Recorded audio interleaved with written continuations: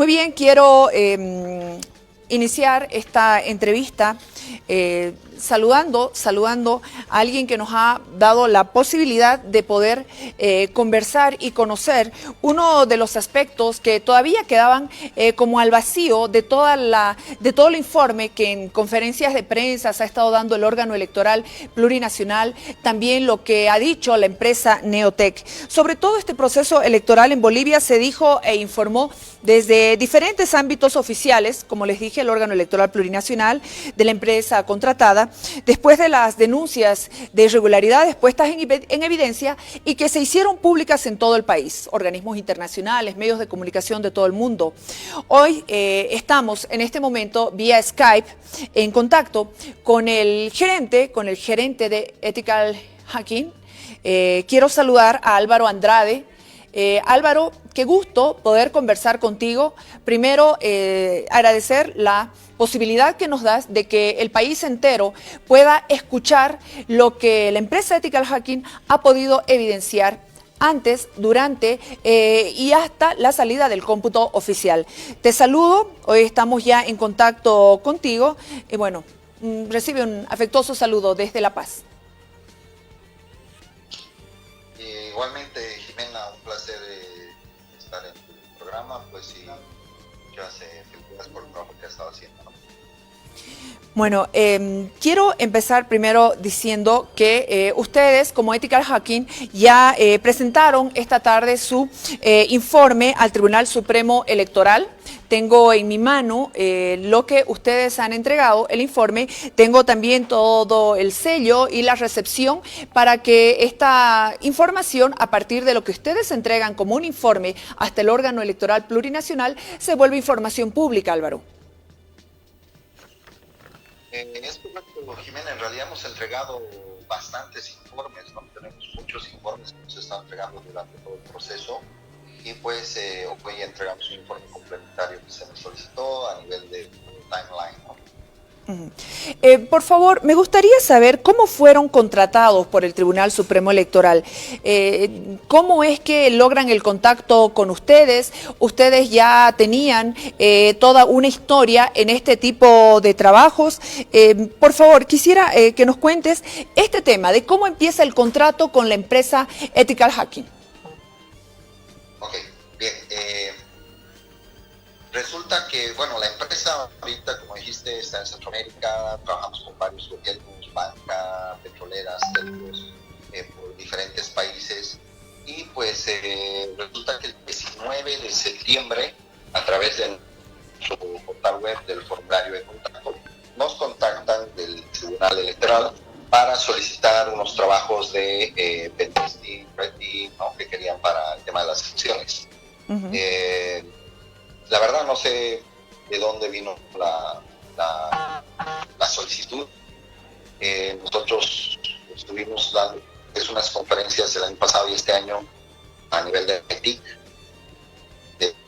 Nos invitaron para dar unas conferencias de psicología. Supongo que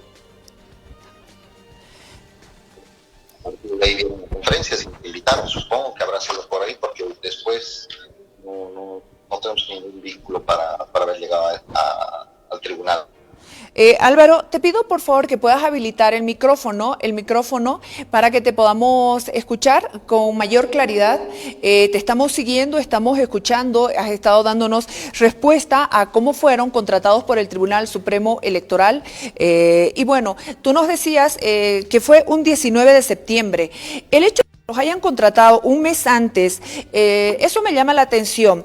¿No estaban contra el tiempo para poder detectar, para poder resolver las vulnerabilidades que se podrían presentar? Es correcto, en realidad ese trabajo debería haberse hecho con unos 3 meses a 5 meses de anticipación. Estamos hablando de unas elecciones presidenciales, ¿no? Pero por tema de tiempos, pues no sé, estaban muy cortos de tiempo. Nos llamaron un 19 de septiembre acá a Panamá, nos hicieron el contacto, les devolvimos la llamada, estuvimos conversando. Un 26 de septiembre fuimos a hacer la presentación formal en el Salón Rojo del Tribunal Supremo Electoral, en la avenida, no, que es la Plaza Abaruá. Y pues 2 horas después nos dijeron que fuimos de las empresas, porque fue por invitación directa de las empresas que habíamos participado, fuimos la más seria, les gustó lo que hicimos y aparte le hicimos una demostración en vivo el día de la presentación que impactó bastante y pues a las 2 horas de haber hecho la presentación nos dijeron que nos habíamos adjudicado el proyecto. ¿Qué argumentan? Porque ustedes se reúnen con miembros del órgano electoral plurinacional. ¿Cuál fue el argumento para invitarlos para que hagan la auditoría del proceso electoral? ¿Qué era lo que querían garantizar desde el órgano electoral plurinacional? No sé, transparencia, credibilidad. ¿Qué era lo que querían garantizar? ¿Cuál fue el argumento para que los convenzan justo un mes antes? Nos dijeron que era la primera vez que se contrataba una empresa de seguridad, de auditoría, como contraparte de la empresa que desarrolla el software de votación, ¿no? Y pues era la primera vez que lo hacían y lo primero que me dijo la presidenta y los vocales fue que querían que le demos el mayor nivel de seguridad para que nadie, ni de adentro ni de afuera, pueda hacer fraude, ¿no? Eso fue lo que nos dijeron el día de la presentación. Diferentes escenarios de ciberseguridad, a nivel de seguridad, pentesting, red team y un montón de escenarios más para que fue lo que presentamos y bueno, creo que a raíz de eso les gustó y nos aceptaron, ¿no? Bueno, ustedes fueron contratados, Álvaro, para monitorear e informar condiciones de vulnerabilidad, por lo que te voy entendiendo. Los contratos fueron para 2 tareas, previo al evento y el monitoreo eventual y auditoría durante las elecciones. ¿Esto es así?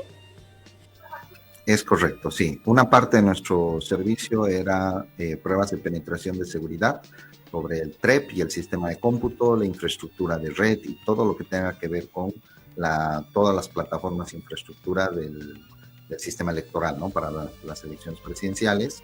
Y la otra parte era monitoreo persistente, externo e interno 24/7, con un Red Team y un CyberSOC para poder identificar de forma rápida y en tiempo real cualquier anomalía o cualquier alerta que pueda pasar, ¿no? Cualquier riesgo. Desde el 19 de septiembre, en el momento en que los contratan, hasta el 19 de octubre o el 20 de octubre, ustedes fueron informando sobre las vulnerabilidades, sobre lo que ustedes estaban pudiendo evidenciar.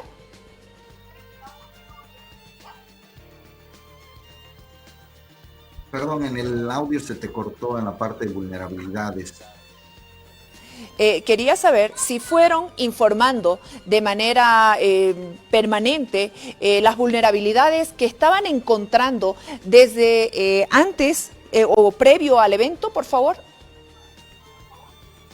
Sí, dentro de nuestro trabajo, como estábamos a tan corto tiempo, llevamos a bastante equipo, llevamos personal de México, de Panamá, llevamos gente de diferentes lugares donde donde trabajamos, y pues llevamos todo un equipo fuerte en la parte de redes, en la parte de pentesting, en la parte de auditoría. Nuestro trabajo era todos los días realizar pruebas, identificar vulnerabilidades, en la primera parte, antes de entrar a la parte de monitoreo. Dentro de eso, publicamos vulnerabilidades bastante críticas. Nos tocó auditar el tema del TREP, que fue lo primero, la aplicación mobile. Y pues dentro de eso, el día, no me acuerdo, a ver, tengo aquí mi timeline, más o menos el 11.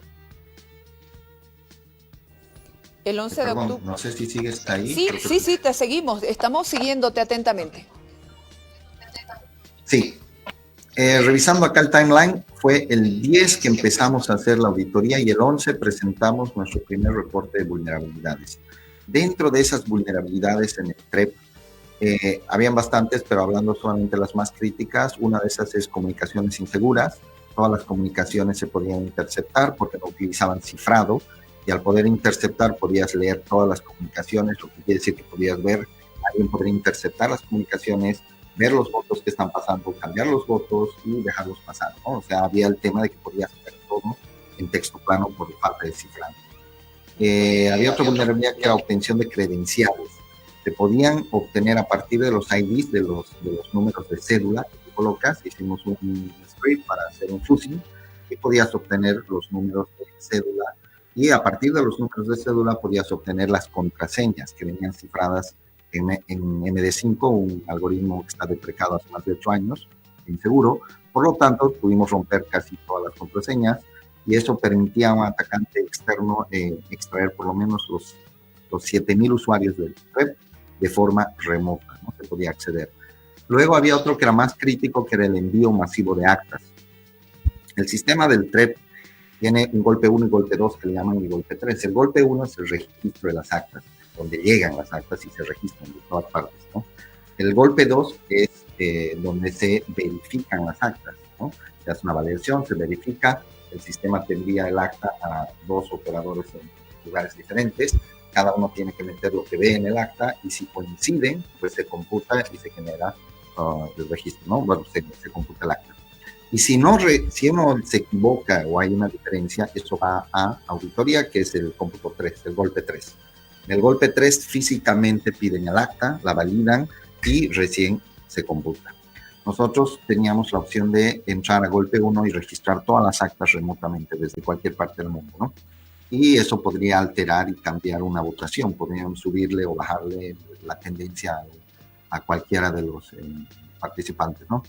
El otro era exposición de información sensible, donde a partir del método que utilizaban, era un método inseguro, mandaban todos los datos por la URL, por lo cual, aunque hubieran usado cifrado, igual todos los datos hubieran viajado en texto plano por la URL y se podían capturar usuarios, pasos, contraseñas y todo lo demás.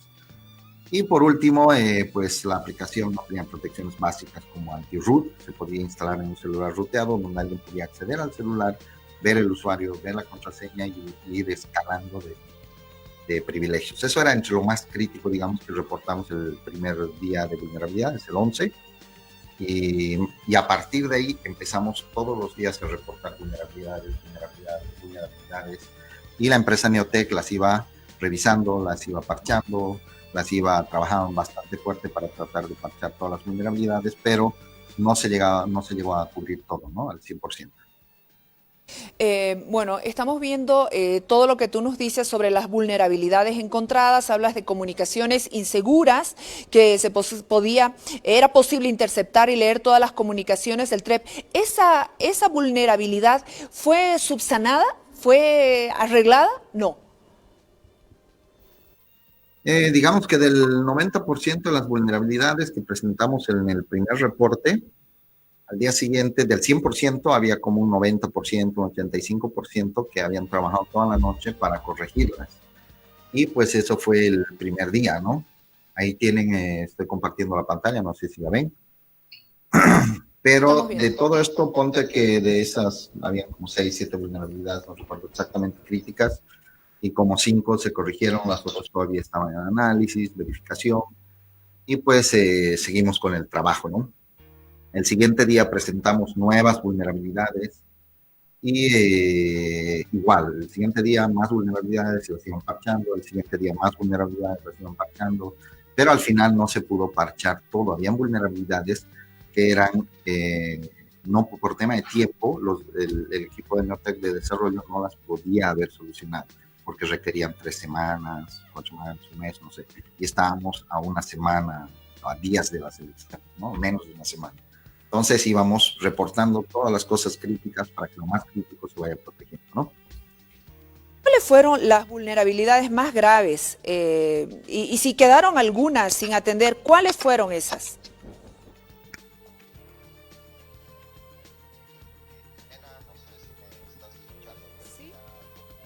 Audio del otro lado.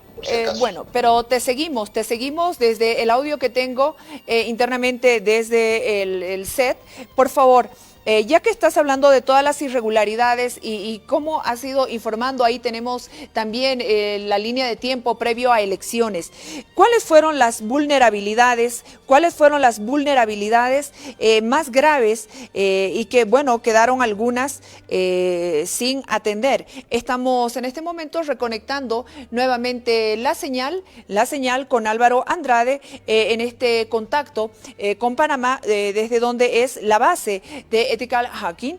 Y bueno, ahí estamos conversando con Álvaro Andrade, quien nos ha atendido después de haber presentado o hecho oficial ya el informe Producto 1 y Producto 2 del servicio de consultoría por productos de Ethical Hacking. Acá está el sello, la firma. Este es un trabajo que en este momento vamos a entrar con más detalle para poder conocer todo lo que ocurrió precisamente. Bueno, nosotros vamos a seguir, estamos aguardando unos segundos, vamos a reconectar la conversación con Álvaro Andrade. Recordemos que dentro de todo este proceso, el órgano electoral plurinacional contrata al órgano electoral, a Neotec y también a la empresa auditora. Estamos otra vez, Álvaro, contigo. No sé si me estás escuchando.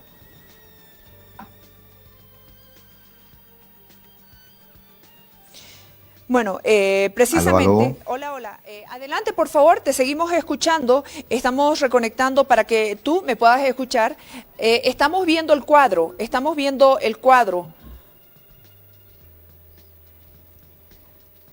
Hola, Álvaro, ahora sí me escuchas. Álvaro, ahora sí me escuchas.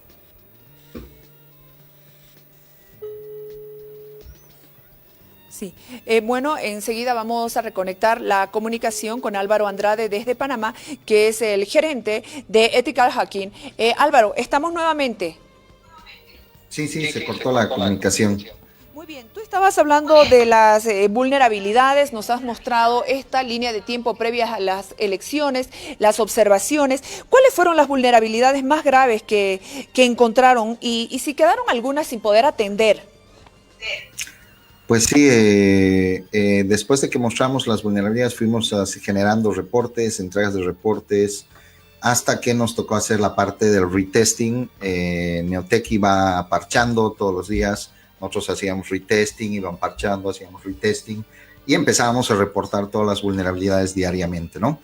Al final, cuando estábamos ya en la última parte previa a las elecciones, Neotec puso algunas medidas de seguridad, como agregó cifrado a las contraseñas, bajo su propio algoritmo de cifrado, pusieron temas de seguridad y al final pues logramos en la pantalla, como ven, la vulnerabilidad que abrió otra vez la puerta fue la de obtención de credenciales, que era asimétrico y obviamente en cuestión de minutos nuestro equipo lo logró descifrar, romper la seguridad y al final volvimos otra vez al MD5, ¿no? Inclusive, no sé si está acá, bueno, no lo tengo acá, está en el otro reporte, se muestra un keygen que se hace para sacar la contraseña en texto plano a partir del cifrado que ellos habían creado. Una vez que se logra hacer eso, Marcel nos dice a la empresa, pues, bueno, al final ustedes pueden inyectar actas, ¿no? Pero no pueden registrar, validarlas, porque eso es golpe 2 y necesitan un código de autorización que esté impreso en el acta, que son 3 dígitos, punto 3 dígitos. Uno de los auditores de nuestro equipo estuvo, mientras él hablaba, le tomó como 3 minutos identificar eso, extrajo todos los números de verificación de todas las actas a nivel nacional, lo cual demostraba que podíamos también registrar y también validarlas, o sea, golpe 1 y golpe 2. Desde afuera, cualquier persona podría haber cambiado la votación electoral. Había el tema de exposición de información sensible, que aunque cambiaron el método de envío, lo pusieron el body como tenía que ser, al final no utilizaban cifrados, se podía volver a capturar, había un mal manejo de sesiones que era crítico, se supone que cada operador solamente puede ver las mesas que están asignadas, ¿no? Sus actas que están asignadas a esas mesas, pero al final podríamos saltar y podríamos entrar y ver otras mesas, otras actas y cualquier cosa. Eso fue lo más crítico al final. Al final eso ya fue muy cerca de las elecciones, creo que según esto fue el 15, ¿no? Que presentamos eso, y estábamos muy cerca. Neotec aplicó unas cuantas protecciones adicionales, les dimos unas recomendaciones para parar los ataques de fuerza bruta, que la aplicaron y en efecto frenó el tema del ataque de fuerza bruta, pero al final ya estábamos muy cerca de las elecciones y dijeron que pues era muy próximo, no les iba a dar el tiempo y que esto se iba a salir así como estaba, ¿no? Todas las recomendaciones que se hicieron al final, el TREP y el sistema de cómputo vienen a hacer lo mismo, solamente que uno funciona, es una configuración, el software es el mismo, es solamente una configuración para que funcione con celulares para que reciba los datos de tal lado, y el otro es a nivel interno nada más, ¿no? Pero es el mismo software. A nivel interno no se aplicó ninguna de las recomendaciones que habíamos hecho, el software era el mismo y era tan vulnerable como todas las otras vulnerabilidades que habíamos puesto. Pero lo único interesante que era a nivel de cómputo, esto estaba por una VPN, le pusimos seguridad a la infraestructura con DNTIC, se hizo toda la infraestructura de red, se protegió, se monitorizó, teníamos las IPs de cada TET a nivel nacional con port mirroring, sabíamos desde qué IP estaba, desde qué computadora, si cambiaban la computadora no iban a poder enviar datos. Era un tema bastante interesante la infraestructura a nivel de seguridad que se armó, pero en efecto el TREP sí estaba desprotegido. En una reunión de sala plena se comunicó esto a los vocales, a la presidenta, y se dijo, pues al final se están aplicando remediaciones y todo, pero no está 100% protegido. Y eso, si ustedes desean que esto salga, es un riesgo que ustedes tienen que validar si lo aceptan o no, ¿no? Y eso fue lo último que se habló al final. Ya a partir del 15, 16 nos dedicamos a otros sistemas de cómputo porque ya nos dijeron, bueno, ya 17, 18 nos dijeron ya no es necesario que sigan testeando porque ya estamos muy próximos y dedíquense a testear otra cosa, ¿no?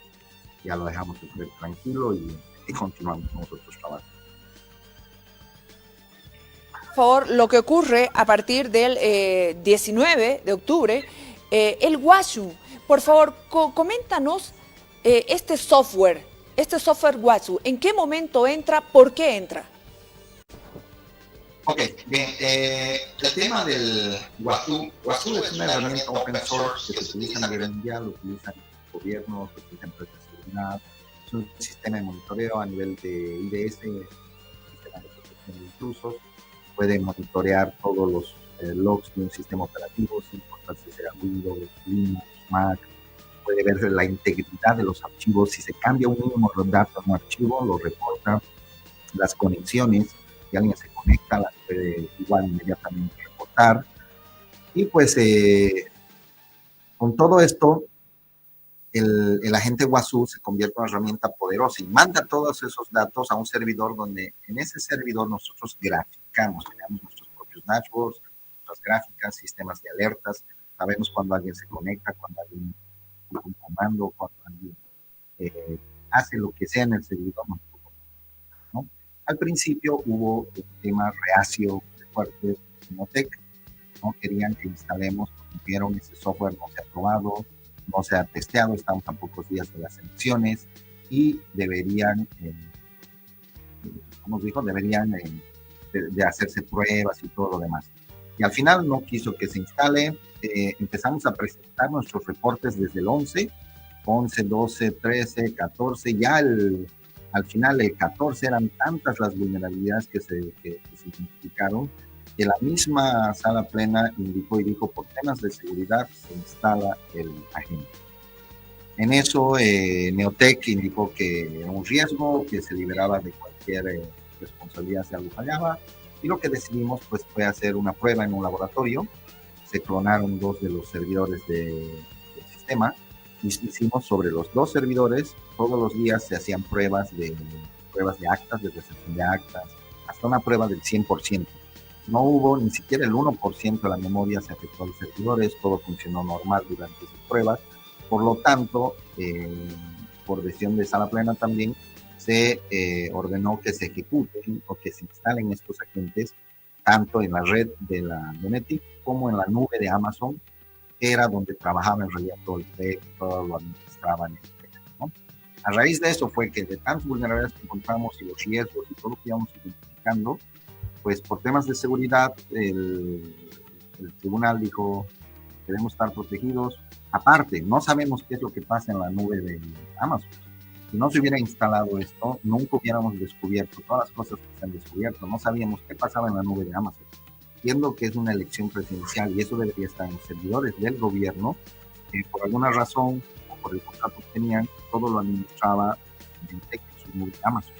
Y solo dejaron 2 servidores de cómputo en la red. Álvaro, cuando tú me hablas de WASU, ¿el WASU permite ver si se alteraban o se podían manipular el servidor? Sí, Tiene, de acuerdo a la configuración que tú le des, puedes decirle que monitoree ciertos logs, ciertos archivos, ciertas carpetas para ver temas de integridad, de cómo se alteró, no se modificó, de que hubo accesos a cierta hora. Entonces, sí es un software bastante fuerte, ¿no? Muy bien, ¿esto ocurre hasta el momento antes de las elecciones o estás en condiciones de darme, por ejemplo, la trazabilidad minuto a minuto de lo que fue ocurriendo esto? Sí, los agentes pues almacenan una base de datos segundo a segundo. Tenemos toda la información de todos los días, desde la instalación de la gente hasta el día final del cómputo, hasta que sacaron los backups y hasta después de eso todavía, ¿no? Tenemos toda la información y eso se puede verificar. Tú hablas que Neotec realiza algunas modificaciones previo a las elecciones. Neotec realiza estas modificaciones fuera del protocolo en el servidor principal. ¿Qué significa esto, Álvaro? Bueno, todo empieza el día 18, empieza en realidad el calvario, porque el 18 se hacen las pruebas de cereo, bueno, se desarrolla un protocolo de cereo de base de datos. La palabra cereo no existe por si acaso, pero esa era la palabra que utilizaban para poner las bases de datos en cero, ¿no? Entonces, un procedimiento inicial es dejar todas las bases de datos en cero para que a partir de ese momento empiezan a entrar las actas y ya todo empieza a funcionar. El 18 se elabora el procedimiento, el protocolo, el 19, a ver, quiero ver acá, sí, el 19 se ejecuta el protocolo, nos reunimos en el Salón Rojo del Tribunal Supremo Electoral con los vocales, la presidenta. En esta primera reunión no estaba el ingeniero Costas, ¿no? No fue convocado a la reunión.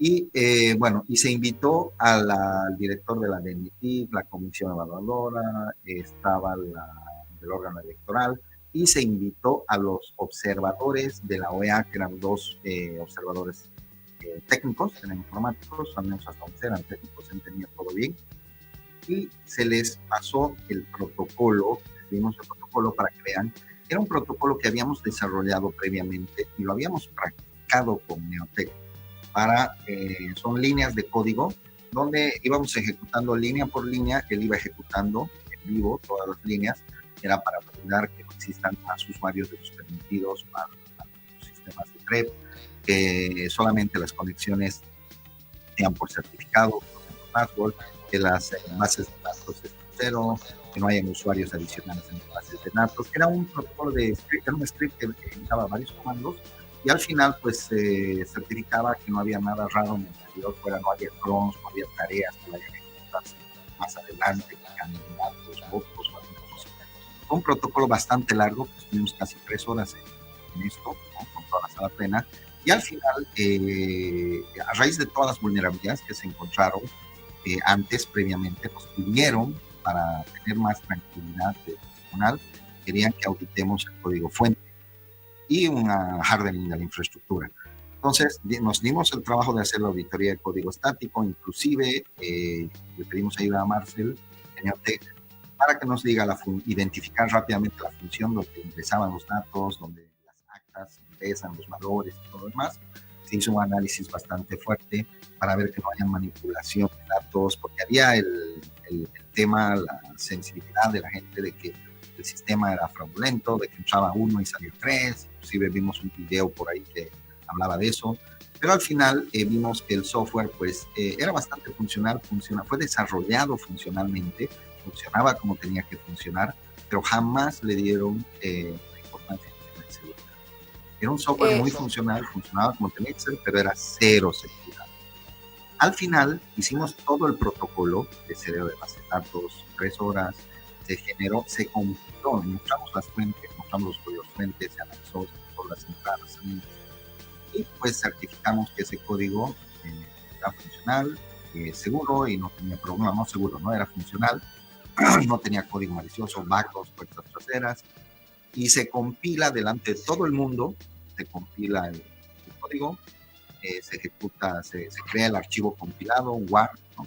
Java, y a partir de ese war.war, ese archivo, se le saca un hash de integridad, un SHA-512, para certificar que a partir de ese momento ese archivo no puede cambiar y no va a cambiar jamás. Fue todo Álvaro, un proceso que al final terminó siendo un show, ¿sí? Un proceso que terminó siendo un show, es fuerte lo que dices. Entiendo que primero eran 2 los servidores, pero habría un tercero que estaba en la nube. Eso me gustaría que nos comentes con un poquito más de detalle, por favor, Álvaro. Ok, justamente aquí en la siguiente diapositiva ya pueden ver en rojo. ¿Contra del protocolo de alguna manera? Totalmente. Lo que se había dicho era que a partir de ahí el hash y todo lo demás que se grabó en un CD, se entregó a la presidenta y lo llevaron al banco y todo lo demás, hasta ahí estaba todo bien. Al día siguiente, bueno, ese mismo día a las 11:20 más o menos de la noche, pueden ver la pantalla, se enciende una de las alertas, un acceso SSH al servidor, la cuenta era de Marcel Guzmán, de Neotec, y pues lo llamamos inmediatamente. Marcel, ¿qué estás haciendo? Cereando los datos, no tener tiempo, no sé ahí, pero ya eso, ya habíamos quedado que nadie se iba a conectar, ¿no? Pero bueno, al final dijo, estoy terminando el proceso de la noche, dije, Marcel, faltan 2-3 horas para finalizar las actas internacionales, ya no te vuelvo a hacer conectar, ok, quedamos en eso, y a las 5:30 de la mañana, cuando ya habían echado las actas y demás, nos llega a saltar otra alerta, donde Marcel se había vuelto a conectar y pues había un tema de una falla, un tema de código, era un bug, un error en el código. La gente del TED de Tarica, no recuerdo, llamaron porque no podían validar las actas, no funcionaba el botón. Y al final esto era un error de código. Marcel entró, hizo el arreglo, modificó 3 archivos, volvió a compilar todo, generó otro hash y nos mandó un email. Dijo, señores, tenía un error, ya lo he arreglado, he cambiado estos 3 datos, pueden verlo en código y bueno, eso mató todo el protocolo de 3 horas del día siguiente anterior, se fue al tacho con ese procedimiento. Entonces, dicho esto, se llamó a sala plena, se generó una alerta, volvimos otra vez a la sala plena, se volvió a hacer todo el protocolo, otra vez se generó un nuevo hash. En esta oportunidad sí participó el ingeniero Costas, y pues hicimos todo el protocolo de nuevo, se volvió a generar otro hash. ¿Sí? Con todas estas vulneraciones al sistema, ¿se podría decir que se pone en duda la validez del cómputo de las elecciones generales, Álvaro? No solo el tema de la validez, son procedimientos que están en cualquier proceso donde tú te metas a hurgar el código fuente y lo recompiles o te conectas a la base de datos, eso es crítico, eso está viciado de nulidad. Sí, es exactamente lo mismo. Acá si ves, el mismo día, a las 7:30 de la mañana, recibimos otro correo que había encontrado otro error y que ya lo había corregido, pero esta vez era más grave porque había acceso a las bases de datos, ¿no? Había acceso a las bases de datos. Entonces ya fue bastante crítico, otra vez se generó otra alerta, fue otro problema de poder entrar a analizar, y al final pues dijimos, bueno, ya, por favor, que de aquí en adelante no se haga, había un protocolo, el protocolo era que no se haga ningún cambio, no participa la DNT de tecnología del tribunal y la empresa auditora que éramos nosotros, ¿no?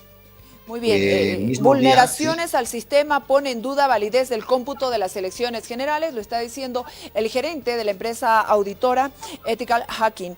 En el momento en que se pasa el protocolo, tengo entendido que no se informaba cómo se iba actuando. Tú nos has dicho, la legitimidad del proceso ya estaba comprometida.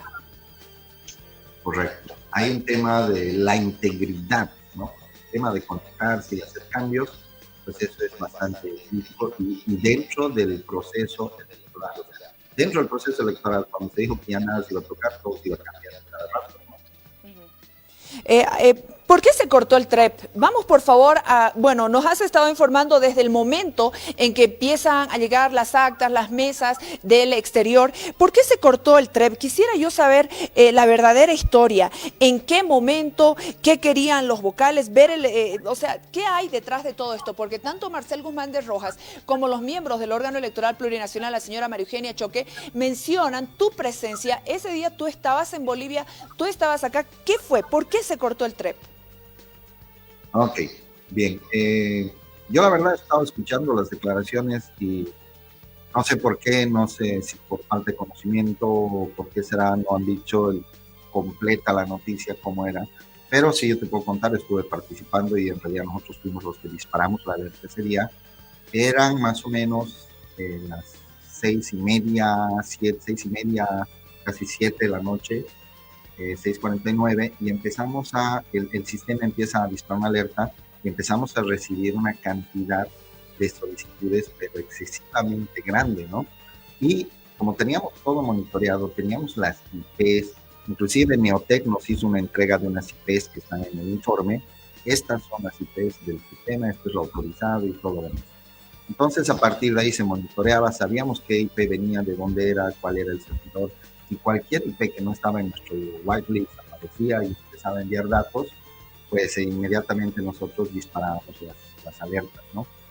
En ese momento, casi cerca a la presentación de los resultados del TREP, empezamos a detectar una alza, pero bastante fuerte, de peticiones. Y todas las peticiones venían de una dirección IP 10.10.222, que no era una que estábamos monitoreando, no estaba en nuestra infraestructura. Y cuando vemos las peticiones, eran peticiones de validaciones de acta, o sea, de golpe 2.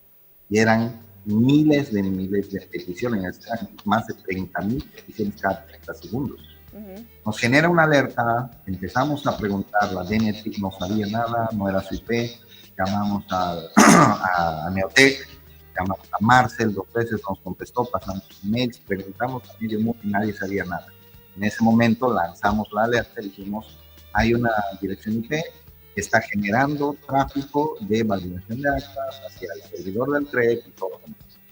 Vienen los vocales, viene la presidenta, se llama Marcel, llega Marcel, a los minutos llega también el ingeniero Costas, y pues empezamos a analizar, y dijimos, hay esto, ha pasado esto, y Marcel dice, bueno, sí, disculpen por el error, no sé, y lo que pasa era que Marcel estaba cumpliendo con una solicitud del tribunal que le pidieron, le dijeron, queremos ver los votos antes de que salgan al público, queremos ver cuánto es lo que está, la estadística, seguramente para preparar el discurso, no sé, y de ahí poder salir a hablar, ¿no? Entonces, esa fue la solicitud.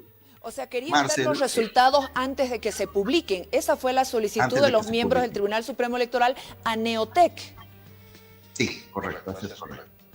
Y bueno, él dentro de eso, en su plataforma de Amazon, pues dijo, bueno, ¿ahora qué hago? Voy a ver un servidor. Tenía un servidor que lo había utilizado como histórico de otras votaciones, y lo que hizo fue redireccionar por la base de servidor, ¿no? Pero el tema es que ese servidor no estaba dentro de la protección, no tenía el agente, no tenía, no estaba en la protección de Cloudflare, no tenía protección, o sea, le faltaba todo. Y al final, pues nos empezó a generar unos picos altísimos de peticiones de registros de actas que venían desde una fuente externa al sistema de electricidad. Entonces, eso es un compromiso total de la seguridad del cómputo electoral. Por favor, estamos escuchando lo que ocurrió cuando se corta el TREP. Fue una reunión bastante dura, bastante difícil. Tengo entendido, por lo que tú estabas ahí, hubo mucha presión de parte de los miembros del Tribunal Supremo Electoral a ustedes como empresa. No, a nosotros no, porque éramos los que habíamos dado la alerta. Cuando llegó Neotec y dijo, claro, y dijo, bueno, sí, fue mi error, disculpen, no avisé, fue un tema de mucho protocolo. Pues hubo un tema bastante fuerte, la discusión se portó bastante fuerte, porque lo estaban acusando de fraude, de llamarse, yo estaba haciendo fraude, nosotros venimos software va a ser fraude, ¿verdad? Y fue muy fuerte la discusión, hubieron gritos, estaban pensando llamar al fiscal, a la policía. Fue ahí cuando me metí para calmar un poco los ánimos, ¿no? Les dije, por favor, denos un tiempo, vamos a correr el protocolo otra vez, vamos a revisar qué es lo que ha pasado. Y pues en presencia de Nate, con Marcel y nuestro equipo, hicimos todo el protocolo de análisis de ese servidor, de lo que contenía ese servidor. ¿Ethical Hacking sabía de un tercer servidor, Álvaro?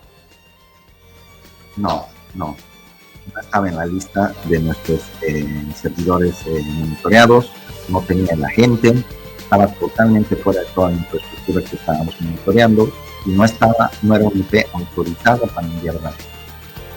Bueno, el momento en que llaman los miembros del Tribunal Supremo Electoral, el momento en que piden ver los resultados, ¿cuál era la tendencia en ese momento en la votación? Ok, lo que pasa acá es antes de la presentación de los datos, había una diferencia más o menos de 11-12%, donde el MAS le estaba ganando, le llevaba como 11, casi 12 puntos de ventaja al CC. Ya. Y minutos antes empezaron a entrar a las actas de Santa Cruz. Empezamos a ver el tráfico y empezaron a entrar actas de Santa Cruz. Minutos antes de presentar, bueno, pequeños minutos antes de presentarla al público, ¿no? Yeah. Entonces, el tribunal ya tenía el screenshot, ya habían sacado y dijeron, bueno, esta es la métrica, vamos a salir, y en cuestión de minutos, 3, 4, 5 minutos, no sé cuánto sería, empezaron a entrar actas de Santa Cruz y restó esta diferencia y la dejó más o menos por el 7%. En ese momento ¿sí? Nos llamaron para preguntar si todo estaba bien, si no había nada. Y pues dijimos no había nada, son correctos los datos y emitieron la noticia, ¿no? Luego de eso, pues ya el tráfico se había elevado bastante, ya después vimos las alertas, y todo lo demás. Y cuando vinieron, pues yo veo por lo que escuché que asumieron que el incremento de los votos del CC fue por un ataque que estábamos recibiendo y lo aludieron seguramente al ataque del tercer servidor, que nos generó una denegación de servicio por tantas peticiones que estaba haciendo. Por eso fue que le dijeron a Marcel que estaba haciendo fraude o algo por el estilo. Pero al final fue el tema que movió el servidor. Y lo que sí no se debería haber hecho es redireccionar todas las funciones del Ceresi, que eran como 350 personas que apuntaban a un servidor pública, que era un servidor de infraestructura, empezaban a apuntar a otro servidor que fue el que nos generó, pero tráfico inmenso, que era más de 30,000 peticiones cada 30 segundos, lo cual humanamente es muy complicado de que 50 personas puedan hacer eso en tan corto tiempo. Por eso que disparamos la alerta, ¿no? ¿Es correcto conectarse a las bases de datos durante el proceso, durante las elecciones, Álvaro? Desde cualquier punto de vista técnico, de auditoría y forense, eso es imperdonable. Tenemos acá, si ven en la pantalla, el 20 ya durante el cómputo del PREP. Sí. El día 21 a las 17:02 más o menos, llega una notificación autorizando cambio que debería hacerse sobre una base de datos. Se pide restituir actas de una mesa, las 6861, las cuales fueron anuladas por error. En este caso, sí.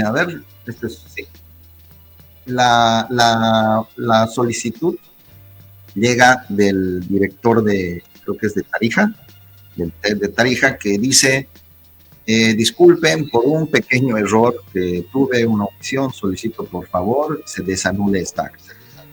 Y eso fue todo, y se aprobó y se desanuló. Pero para desanularla había que acceder a la base de datos. O sea, la aplicación no fue desarrollada para hacer cambios a nivel de la aplicación, la que debería comunicarse con la base de datos. No entrar el usuario root con máximos privilegios y ejecutar sobre la base de datos. Eso es imperdonable, eso es crítico. ¿Por qué? Porque estás rompiendo toda la integridad de la base de datos. no hay quien pueda certificar eso más adelante, así se hagan con screenshots y demás. El tema fue crítico ahí, ¿por qué? Porque nosotros ni siquiera estábamos presentes. O sea, ni solicitamos este cambio, ok, vale, se hace el cambio, acceden y mandan los screenshots de las consultas SQL. Eso no certifica nada. Mientras habíamos coordinado que el protocolo se haga siempre en presencia de la DNETIC y de la empresa auditora. No alguien por su cuenta. Yo puedo hacer una cosa, saco un screenshot, mando otra cosa. No hay seguridad de lo que estás viendo, ¿no? Luego, el mismo día, llega un correo de Neotec donde nos hablan del flat de cómputo, donde se alteran 41 mesas en la base de datos, sobre la base de datos. El tema del flat nos indica Neotec que era un error de cuando dos operadores ponen enter al mismo tiempo. Te puede generar un acta, incompleta con presidentes y diputados y la otra vicepresidente y un nominal, algo así. Pero cuando el servidor primario pasa al secundario, el secundario lo reconoce, lo une y queda todo bien. Entonces hay una diferencia de un acta en un lado y menos un acta en el otro lado. Algo así fue más o menos lo que nos explicó Neotec en ese momento, pero nos dicen que este flat de cómputo es un tema estadístico, lo vienen ya manejando hace más de 4 años, que en todas las elecciones ha pasado lo mismo, es muy común. Desde el punto de vista común, tal vez para las personas que no tienen conocimiento, pero a nivel informático, un programa que tiene un algoritmo que falla más de 4 años y no lo ha solucionado, o sea, eso es crítico, no puedes meterte. Aparte, la falla te obliga a que te conectes a la base de datos y hagas los cambios sobre la misma base de datos. Eso es bastante crítico. ¿Ustedes verificaron las actas desanuladas? ¿A quién beneficiaban, por ejemplo? Yo por curiosidad me puse a ver las actas que estaban viendo y los vio también algunos de mis colegas. La mayoría de las actas que pidieron desanular eran actas que tenían mayor cantidad de votos para el MAS.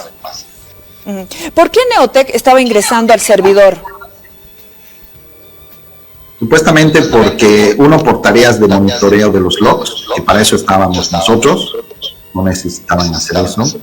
2, para hacer cambios, correcciones en la base de datos, que habían correcciones de errores como los que mandaban de usted. Llama a un TED y a sola llamada por vía telefónica dice necesito esta acta, que la arreglen por WhatsApp y entran a la base de datos y la cambian. Y son cosas que hemos registrado, ¿no?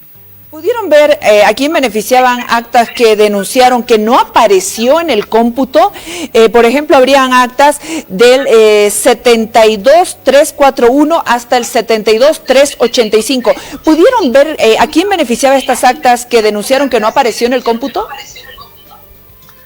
Sí, en específico, estas que ven en la pantalla, si las buscan, todo ese rango de actas eran actas que denunciaron que no estaban apareciendo en el sistema de cómputo, y pues entramos a ver y todas las actas eran votos para el CC. Bueno, es correcto. Después de la denuncia, pues se autorizó a nivel de la DNETIC que se haga la validación y Neotec revisó y luego se corrigió y luego ya aparecían en el sistema, ¿no? ¿Desde dónde crees que se pudo haber hecho toda esta manipulación o cómo se pudieron conectar a la base de datos durante las elecciones? Coméntanos cómo fue posible esto. Como dije a un principio, Neotec fue el creador del software, aunque el software no era de ellos porque se lo vendieron al tribunal. Ellos administraban todo, ellos administraban la red, todo lo pusieron en Amazon, ellos tenían las cuentas de usuario, los accesos, y eran los únicos que tenían acceso, ni siquiera nosotros. Lo único que a raíz de tanta presión por las vulnerabilidades, el tribunal dijo, se instalan los agentes porque se instalan, fue que Neotec agarró y él en persona, Marcel en persona ejecutó los códigos, nosotros le dictábamos y él ejecutaba, pero ni siquiera nos dieron cuentas de acceso ni nada al sistema. Si no hubieran sido los agentes, no hubiéramos detectado nada de esto y todo hubiera pasado desapercibido, ¿no? ¿Es normal ese nivel de terciarización, Álvaro? Pues depende siempre el tipo de contrato y el tipo de servicio que tengan. No sé cuál es el contrato que tenga Neotec, pero hasta donde yo pregunté, cuando le pregunté al Tribunal Supremo, le dije, ¿ustedes, quién es el dueño del software? O sea, Neotec o ustedes, porque de verdad no sabía quién era el dueño. Me dijeron, somos nosotros los dueños. Ok, perfecto. ¿Y tienen el código fuente? No. Y Neotec, ¿cuál es la participación? Ellos nos dan soporte, y si les dan soporte y ustedes son los dueños, ¿por qué Neotec tiene que poner todas las reglas del juego? ¿Quién entra, quién no entra? A raíz de eso y de las vulnerabilidades, pues fue que se ordenó que se instale los agentes dentro del sistema. Fueron saltando los protocolos que estaban establecidos para realizar modificaciones en el servidor, como tú nos has dicho. Esto ya en sí ponía duda la legitimidad del proceso. La legitimidad del proceso ya estaba comprometida. Un sistema que maneja elecciones, un sistema que maneja elecciones es el dulce perfecto para los hackers en cualquier país del mundo. ¿Hubo hackeo? Bueno, sí, hubieron algunos intentos de hackeo, sufrimos ataques de denegación de servicios, hubo un tema de, se descargaron todas las actas, supongo que habrá sido uno de los grupos que estaba validando las actas o que las descargó. Hubo unas peticiones masivas a través del User Agent por CUR, un comando de Linux, hicieron un descargo pero masivo de todas las actas, las imágenes, lo cual llegó a saturar los servidores, ¿no? Pero digamos que más de eso, todo lo demás estuvo controlado, ¿no? Tú lo has dejado muy claro con todo el informe que has enviado al Tribunal Supremo Electoral, al órgano electoral plurinacional. Hay una parte en que dice que Ethical Hacking no puede dar fe de la integridad de los resultados electorales debido a que todo el proceso está viciado de nulidad por la cantidad de alteraciones al código fuente del TREP. Sí, no solamente el tema, todo el proceso que se hizo del TREP delante de la OEA, del tribunal, de la DNTIC y todo lo demás, al día siguiente que entró y cambió el código, se fue al tacho todo lo que se había hecho. Se volvió a hacer por segunda vez y luego lo volvieron a cambiar y luego lo volvieron a cambiar. Entonces, cada vez ya era un error, que una comilla, que esto, que lo otro, y cada vez entraban y al final se convirtió en carnaval. O sea, entraban, cambiaban, recompilaban, ya no había ni hashes al último, hay como 3 hashes, creo, 3, 4 hashes de la compilación. El acceso a las bases de datos en una elección presidencial, con cuentas de acceso root, o sea, eso es crítico.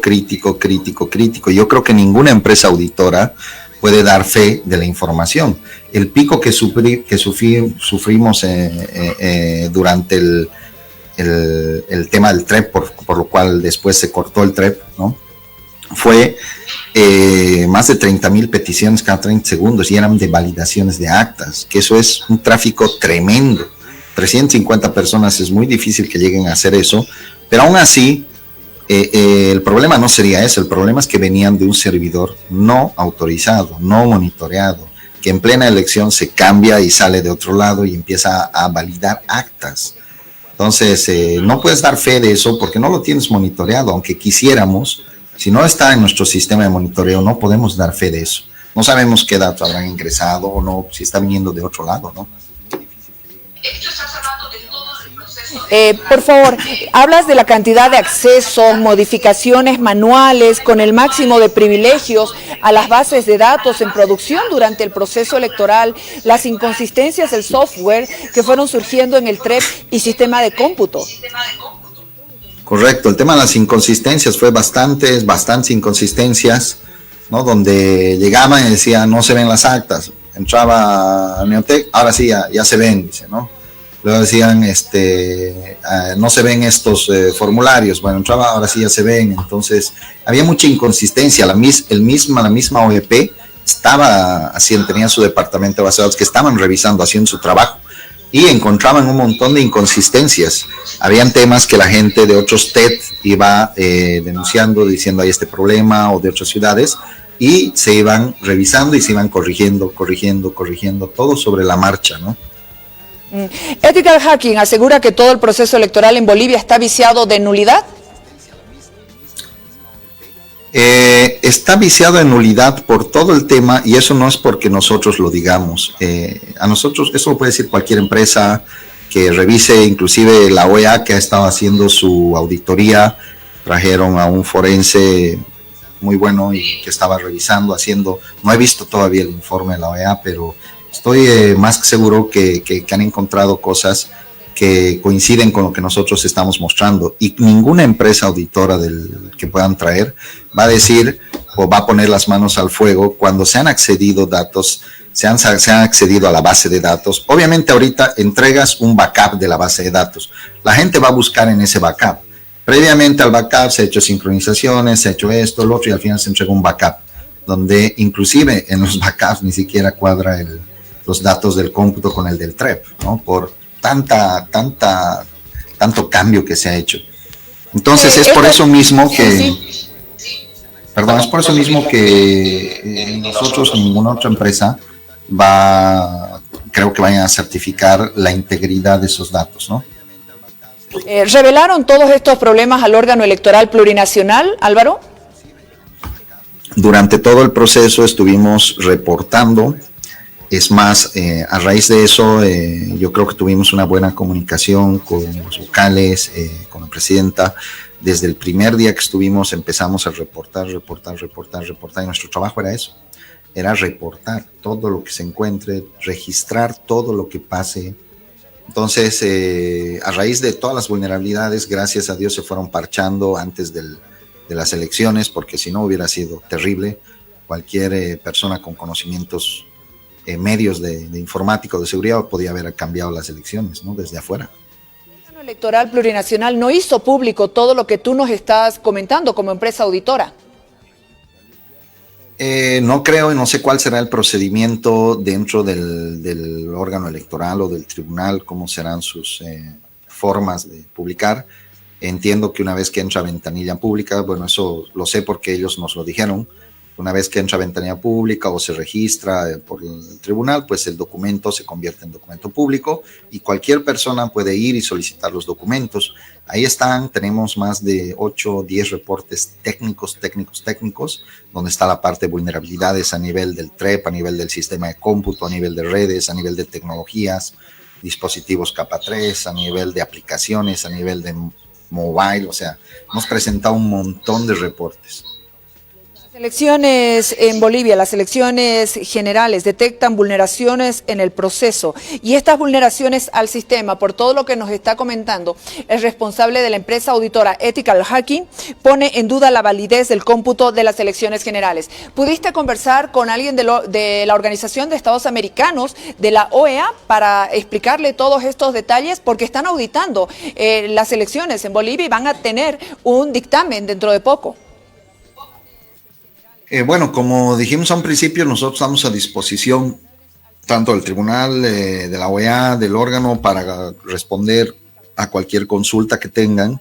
Dentro de eso, la OEA está haciendo su trabajo de auditoría, que creo, no sé si ya terminaron, no estoy al tanto, pero sí nos contactaron, al igual que a Neotec y a las demás, al Ceresi, que eso es parte de su trabajo.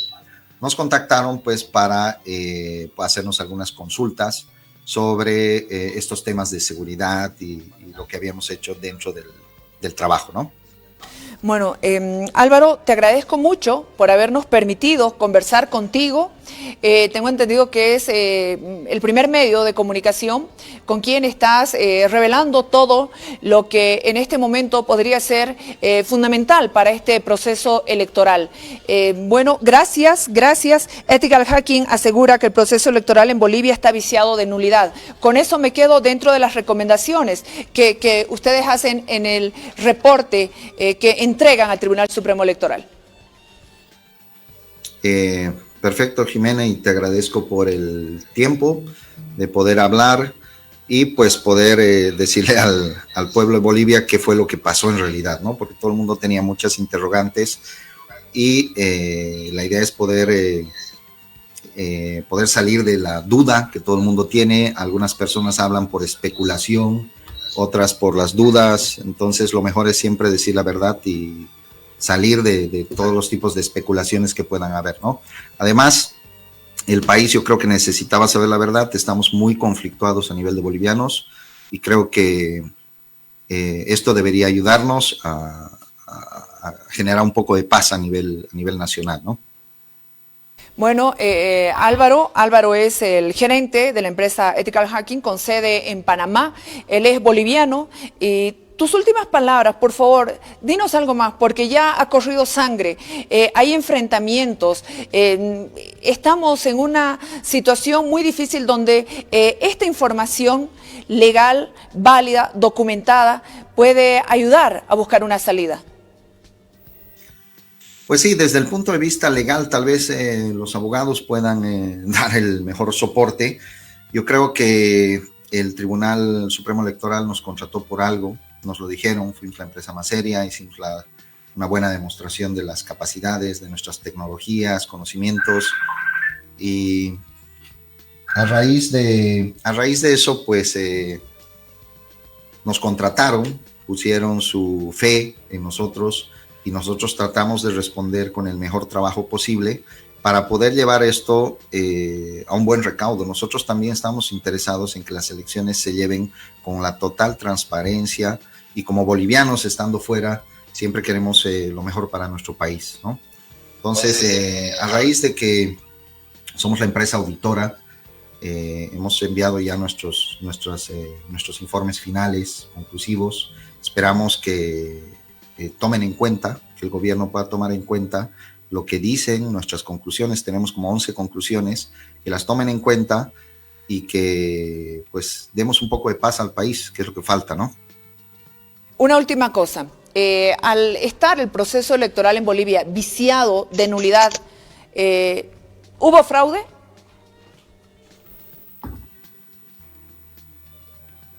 ¿Aló? Aló. Al estar el proceso electoral en Bolivia viciado de nulidad, por lo que tú nos has dicho con el informe, ¿hubo fraude?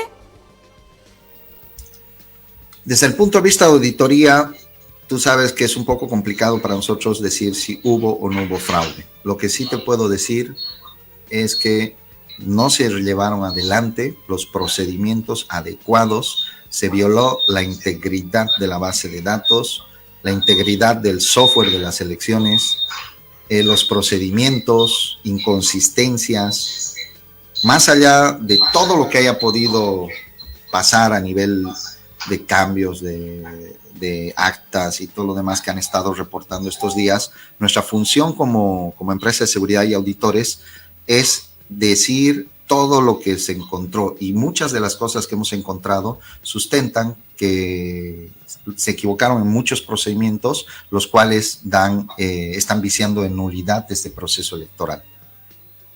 Muchas gracias, Álvaro Andrade. Te abrazamos desde La Paz, Bolivia. Te agradezco mucho. Que Dios te bendiga. Igualmente, Jimena, un fuerte abrazo para ti, y pues un gran abrazo fraterno para todos los hermanos bolivianos y todos los bolivianos que están fuera de Bolivia. Gracias. Gracias. Bueno, agradecerle a Álvaro, que me tuvo que soportar muchos días de insistencia, de conversaciones, pero bueno, es oficial. Acá está el informe que ha sido entregado al Tribunal Supremo Electoral. Aquí está la carta de recepción y bueno, ha estado escuchando atentamente un abogado, docente de la Universidad Mayor de San Andrés, abogado constitucionalista, junto al politólogo Carlos Cordero, ambos de la Universidad Mayor de San Andrés, que han estado escuchando atentamente toda esta entrevista. Por favor, Víctor Hugo Chávez. Jimena, muy buenas noches. Este informe que se hace conocer a la población, el informe de auditoría que hace la empresa auditora contratada por el órgano electoral, por el Tribunal Supremo Electoral, es contundente. Determina que no ha habido transparencia en la consolidación en el cómputo general de los resultados electorales y en consecuencia cuadra perfectamente en la nulidad, no anulabilidad, nulidad absoluta del proceso electoral. Ante la existencia de la información de que existía un tercer servidor que no era controlado por la empresa contratada para el TREP y que además la propia empresa contratada para el TREP, Neotec, era la titular de los códigos que deberían estar depositados bajo responsabilidad del Tribunal Supremo Electoral, seguramente en su dirección de informática, llevan a la conclusión que la contratación de la empresa auditora fue en realidad por cumplir nada más, y eso se puede evidenciar que el proceso de contratación concluyó apenas 3 semanas antes de haberse celebrado el acto electoral, y lo cual nos lleva también a explicar por qué la anterior semana se produjo la súbita renuncia de la directora general administrativa del Tribunal Electoral, porque la dirección, la unidad de informática como unidad solicitante, y estamos hablando enteramente de temas administrativos, debió ser la que incluya en el documento base de contratación, es decir, en los elementos técnicos, todos los elementos de seguridad que debería haber tenido la contratación tanto del TREP por parte de Neotec como la contratación de la empresa auditora. En resumen, tenemos que la información que debe ser prioritariamente remitida ante la OEA a la Comisión Auditora tiene que ir esta documentación, porque es contundente al afirmar que alrededor de 30.000 actas han sido modificadas, es decir, casi la totalidad de las actas de sufragio, que suman a 35.000 en este proceso electoral. Estamos ante la presencia de un 90% más que ha sido modificado según la información de la empresa auditora, que es la empresa contratada además para este efecto. El vicio de nulidad es contundente y no solamente lleva a una segunda vuelta, sino lleva a un nuevo proceso electoral, y lo que afirmaba la presidenta del Tribunal Supremo Electoral, en sentido de que estaban transparentes, eran definitivos y por poco escritos en piedra, se derrumban a través de este informe que debía haber sido puesto a conocimiento del país para evitar estos enfrentamientos que se tiene a nivel nacional, y además lleva la responsabilidad absoluta de los miembros del Tribunal Supremo Electoral por haber, en conocimiento de este informe, no poner en conocimiento de la población boliviana. Estamos hablando, Víctor Hugo, de alguna manera también de delitos electorales. Definitivamente del delito de manipulación informática. ¿Qué es un delito electoral? Es electoral, sí. Carlos Cordero, ¿cuán contundente puede ser lo que hoy ha dicho Ethical Hacking? Pues mira, estoy absolutamente seguro de que la Comisión de Observadores y Auditores de la Organización de Estados Americanos tienen que estar viendo el programa y no pueden sustraerse ante semejante prueba. Yo diría que es la última prueba que estaba esperando la ciudadanía. Fíjate que desde el presidente hasta varios voceros del gobierno dejaron en la auditoría, en el informe de auditoría de la OEA, la solución de esta crisis, de esta controversia, ya con ribetes de enfrentamiento, de violencia desbordada que estamos viviendo. Varios voceros se han atrevido a decir que nadie había presentado una prueba de que se habría producido una manipulación durante el proceso electoral. Pero el informe que ha presentado la Universidad Mayor de San Andrés, las distintas denuncias que han hecho ciudadanos, más el informe que ha presentado Álvaro o la empresa Ethical Hacking, pues no dejan ninguna duda. Encima de ello, la apreciación jurídica técnica que hace Víctor Hugo, un profesional del derecho, lo que está haciendo es concluir de que el proceso electoral del 20 de octubre que se ha llevado a cabo, que ha generado tanta expectativa en el país y que finalmente está provocando este enfrentamiento entre los bolivianos, está viciado de nulidad. Por lo tanto, solo le queda al país, a las autoridades políticas, a los protagonistas de esta crisis que estamos viviendo, pensar en una solución de la manera más inmediata posible acerca de cómo enfrentar esta crisis. El proceso electoral del 20 de octubre está viciado de nulidad absoluta. Por lo tanto, urge al país encontrar una solución también de carácter político. O realizamos elecciones generales nuevas, casi de manera inmediata, o el país se incendiará. Esta es la conclusión a la cual lamentablemente llegamos. ¿Alguna consideración jurídica? Sí, este informe es oficial, además que es un informe que deviene de un proceso de contratación oficial también que efectúa el propio órgano electoral, el Tribunal Supremo Electoral, y que de todos modos tiene que ser inmediatamente remitido a la OEA para que brinde su información, pero además, siendo un informe remitido al Tribunal Supremo Electoral, tiene el deber inmediato el Tribunal Supremo Electoral, porque aún son autoridades en función, de manifestarse respecto a este informe. Tiene la obligación de decirle al país qué es lo que van a hacer con las conclusiones de este informe, que revela que ha habido vicios contundentes que llevan a la nulidad del proceso electoral por su vulnerabilidad y por la omisión de los principios de publicidad y ante todo de transparencia con que debería haberse llevado.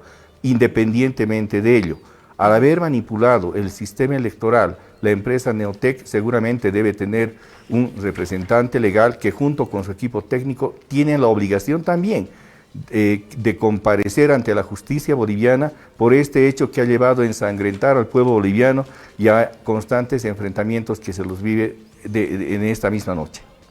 Muy bien, les agradezco a ambos, Carlos Cordero. Esperamos que esto es contundente, y es información oficial.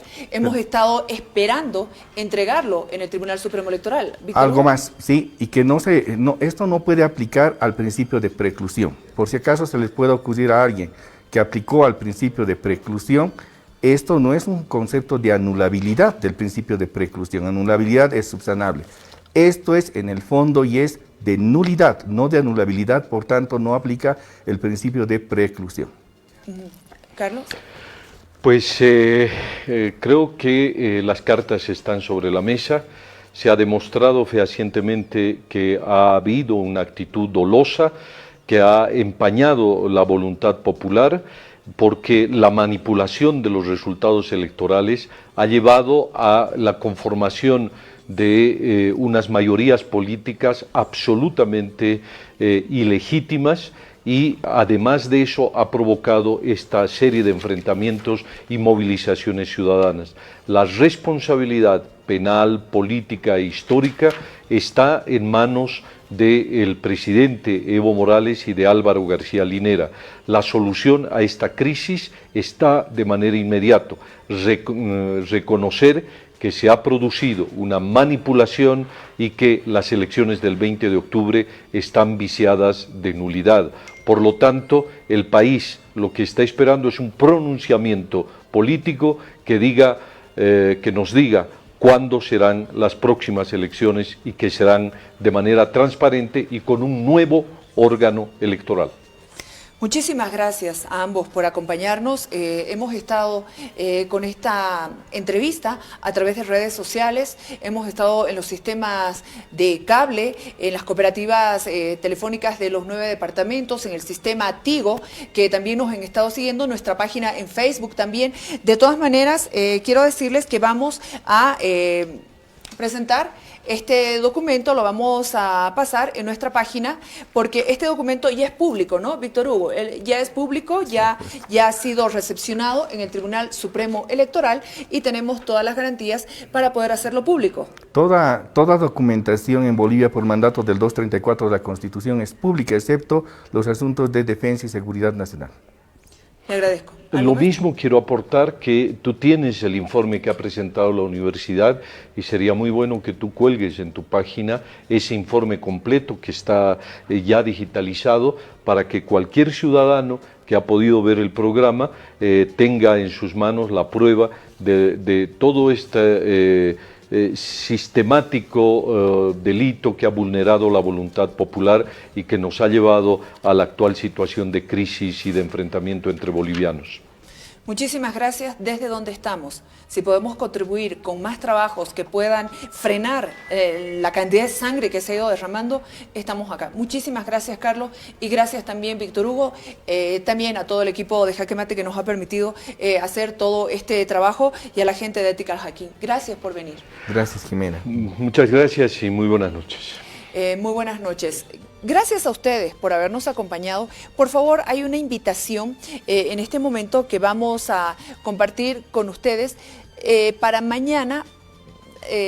Desbloquear, por favor, compartimos esta invitación para que usted también se pueda sumar. Adelante. Yo puedo decir, a partir de las 8:30, 8 de la mañana, Villa Pagador sale a desbloquear toda la zona sur. Todos en general. Transportistas, 108. La gente que no está vendida tiene que apoyarnos. Los del 108, los taxitrufis, los trufis, radiomóviles, todos en general, el 01, el 010, el 121, todos en general, salimos, desbloqueamos ¿qué? Desbloqueamos siglo XX, Guayacán, Los Ángeles, Laguna Dalai, hasta la parada de Chapare, general, la zona sur. Si van a enfrentarnos, si vamos a tener que confrontarnos, no tenemos miedo. Carajo, les vamos a enseñar quiénes somos nosotros, mierda. ¿Lo ven o no? Si quieren que corra sangre, va a correr sangre, mierda. Porque necesitamos trabajar. Esa es la base. Casa que bloquea aquí en la zona sur. Vamos a destrozar la casa. ¿Por qué? ¿Por qué? Porque pasamos, vuelven a bloquear, le apedreamos para que no vuelvan a hacer. Porque yo no tengo miedo. Voy a ser violento por defender a mi gente, a la gente humilde de aquí, a la gente de Pollera. Porque yo también vengo de una mujer de Pollera. Y no puede ser posible que estos hijos de puta, los motoqueros, hay en los videos se ha visto cómo patean a la gente. Bueno, compartimos este video, nos lo han enviado y la idea es que la gente esté alerta, evite la confrontación. Va a ser un día muy difícil por lo que está enviando este informe que tiene toda la certeza y todos los filtros dentro de lo que es el equipo de televisión universitaria. Alertamos a la gente, por favor, tenga cuidado de Cochabamba. Mañana podría ser un día muy convulsionado. Llamamos a la paz y bueno, por favor, tenga cuidado, tome los recaudos.